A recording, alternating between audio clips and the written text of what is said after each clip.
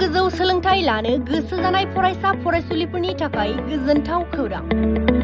गोदानै higher secondary आनजाद उथ्रिसार जानाय फरायसाफोरनि थाखाय बे मोजां खाबुखौ लानानै फैदों खैराबारिनि डक्टर बासिराम बड' मेम'रियेल कलेजआ। उदालगुरि जिल्लानि खैराबारियाव गोदानै बेखेवजानाय डक्टर बासिराम बड' मेम'रियेल कलेजआ देग्लायनि एचएस जोबथा आनजाद उथ्रिसार जानानै BA डिग्री लानो गोसो जानाय फरायसा फरायसुलिफोरनि थाखाय गाहामथार सुबिदाफोर लाना फैदों। बड'लेण्ड मुलुगसोलोंसालिजों गनायथि जानाय बे कलेजआव फरायसाफोरनि थाखाय एसामिस बड', economic English, history political science, logic and philosophy आयदाफोरखौ गोबां रोंगौथि गोनां फोरोंगिरिफोरा इंराजि आरो बर' रावजों फोरोंथाय होनाय जागोन। आरो बे डक्टर बासिराम बड' मेम'रियेल कलेजआव BEd आरो DLEd कर्सनि थाखाय सोलोंथाय होनायाबो फैगासिनो दं।